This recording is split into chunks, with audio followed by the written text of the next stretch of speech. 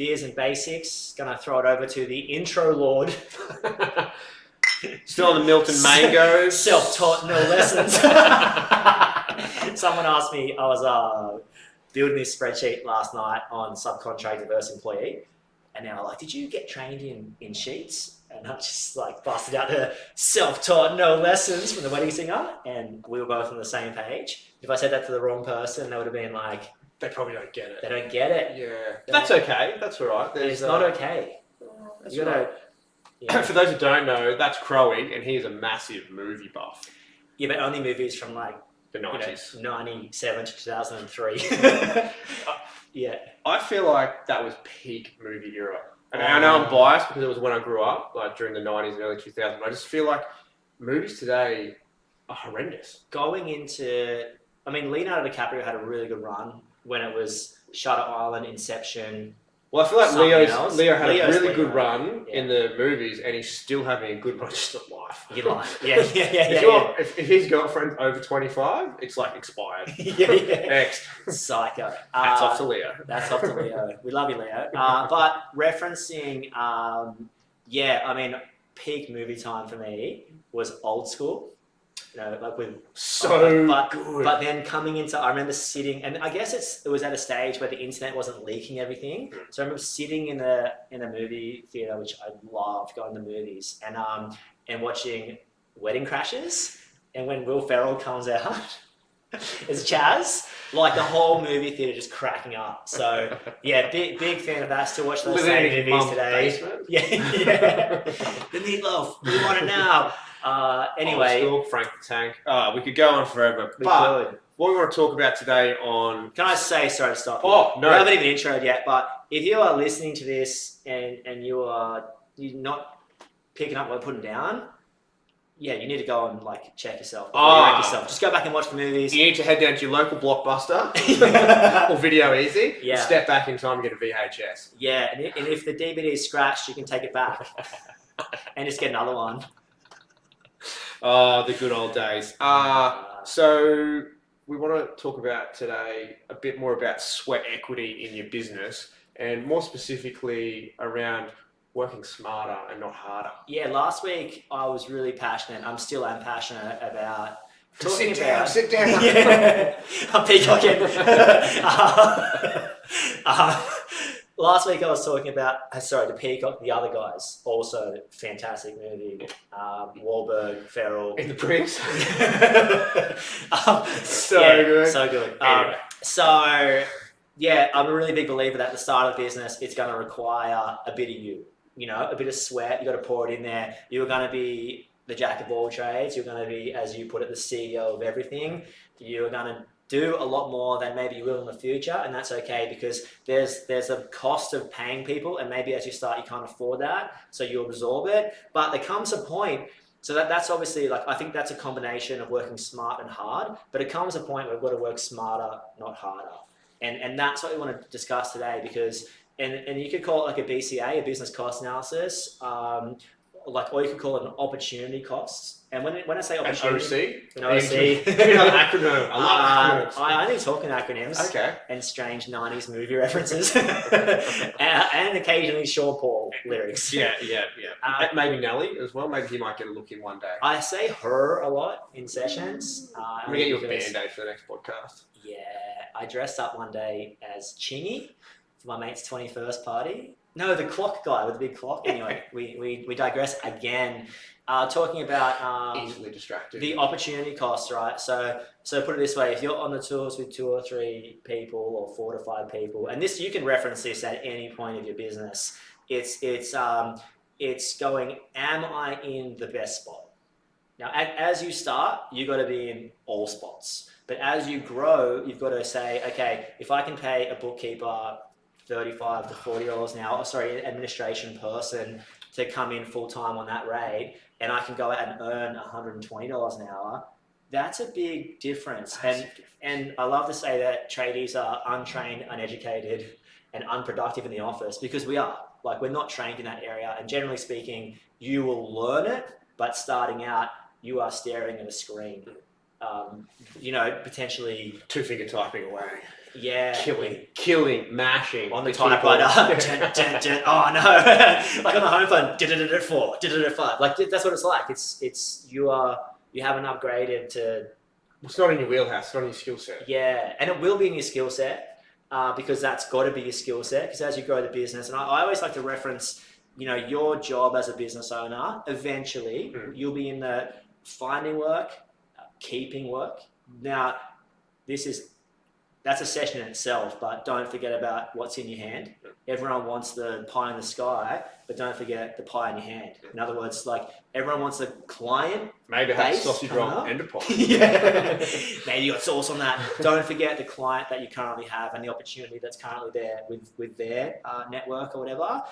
So find work, keep work. Find staff, keep staff. Everyone wants to find staff. Don't forget about the staff you've currently got, So it's same thing. And then quotes. Like chances are, unless you've got an operations manager, you'll still be involved in that large quoting process. The small service and maintenance, ceiling fan jams, a couple of GPOs here and there, or something straightforward, 100%. Hand it over. And I'd love to hear you pitch quickly on your price book and how important. We help people set up price books from scratch. Price book's basically establishing a price per point, labour and materials, and just going bang. So quoting becomes an absolute. It becomes very efficient and fast. So it's only applicable to some type of works. Like let's preface that to begin with. Really good lines of work for it is residential service and maintenance, because you're either replacing or installing. 80% of properties are very, very similar. So it's very easy to get that information across in a managed number in a price book. So it's to be like, right, it's going to take this long because it's predictable, it's measurable, it's all the sort of same. So we match that up with scripts as well so that we can just be like bang, bang, bang, bang, bang, and it gets sent out straight away. Creates a lot of certainty, a lot of efficiencies, and you can get quoting back to customers really quickly. And you can get quoting off your chest, so to speak, onto your admin team. 100%. Well, like you can even real basic sense of like, I've printed out our price book. I've got it in an A4 folder, like if we're going old school. I've got like a quote book as such, and you just write it out for them, and then you just take a photo of it and send it to them. And then you can advance to electronic documents and iPads and things like that. But let's be realistic, if we're winding back a little bit and you're the CEO of everything and wearing all the hats, it's just another task. So it might not be the absolute priority to go down that path. Like I know, for example, when you first started, it was on Word documents, the quotes, just because that fitted your need at the particular time. That's all I knew. Now, on the working smarter, not harder task is the one that really resonates with me, and I still laugh about it all, is bookkeepers. I think they are God's gift to the tradie.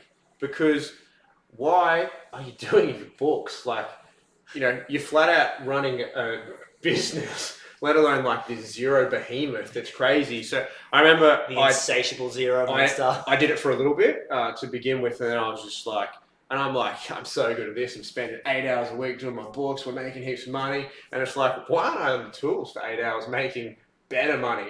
And I remember when I engaged our first bookkeeper. They were like, yeah, I'm done. And it was like in an hour. They invoiced me for like 2 hours for the month of each week. You're like, no.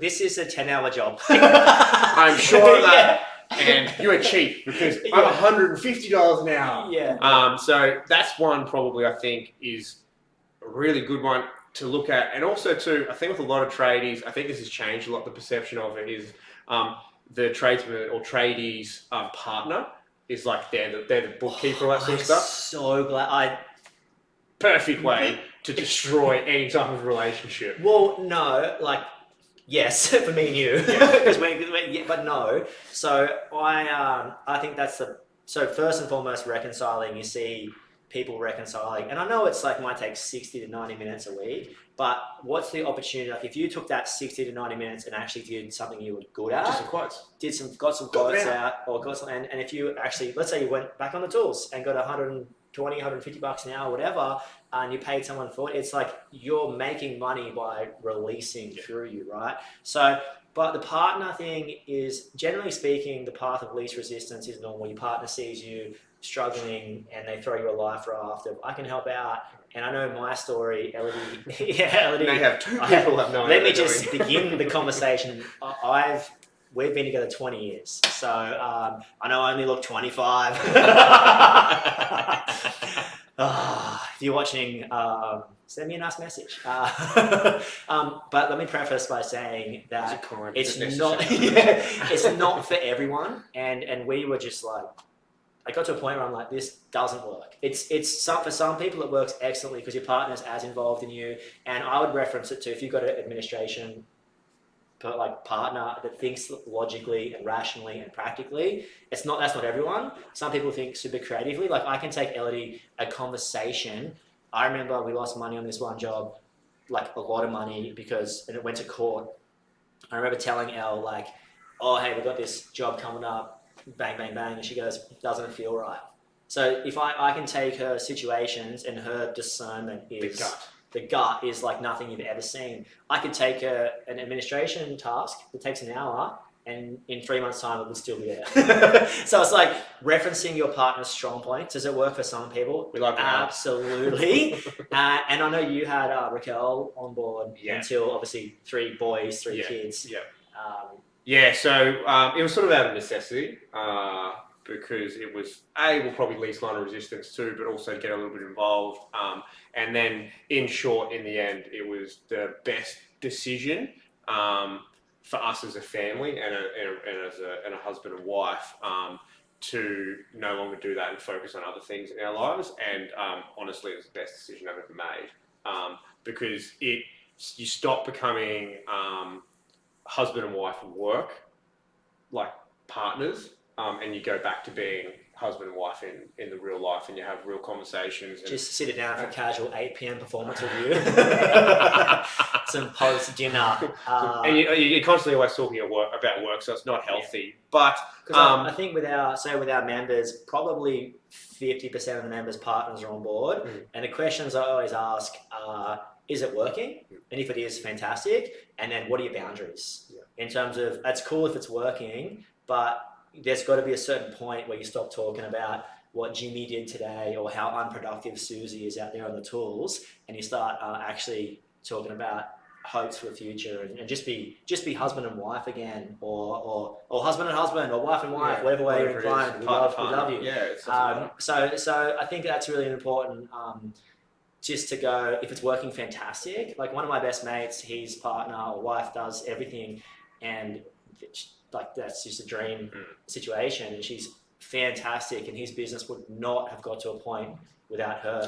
She's just as important as his skill set. I would say more important. Like the spreadsheets, the billable hours, the measuring, the monitoring, someone who cares as much as him, the late, like everything's taken care of.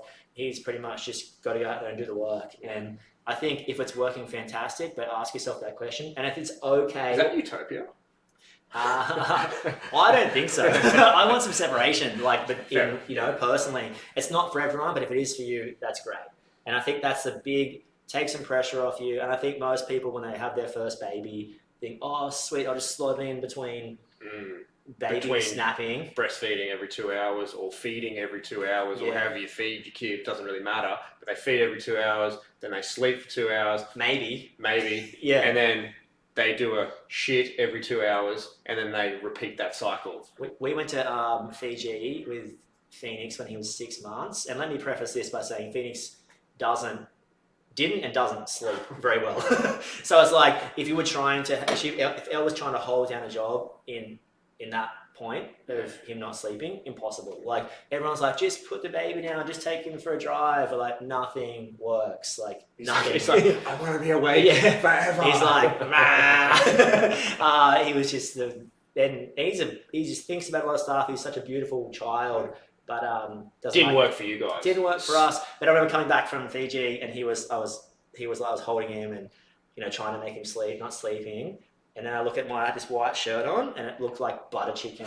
It's just this, like, I had no change of clothes, just got absolutely pooed on this just a big 4 or 5 hour plane trip, and couldn't do anything about it. Just sat there. That's life. That's life. That's baby life. Being a dad. Poo on ya. And I think, anyway, referencing that, you got to work smarter, not harder. So, in other words, if you're putting in 40 to 60 to 80 hours a week on the tools, Can we get that? Can we get someone else on board? So is your head 3 to 6 months in advance, and that's working smart? What can you release? Like if you look at ways to make money as a tradie or as a sparky, you're pretty much talking about labor, materials, subcontracting, plant equipment.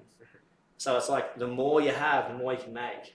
But your foundations have to be correct. So it's like if you're struggling out there to do work, most people just push really hard and don't know if they're making money.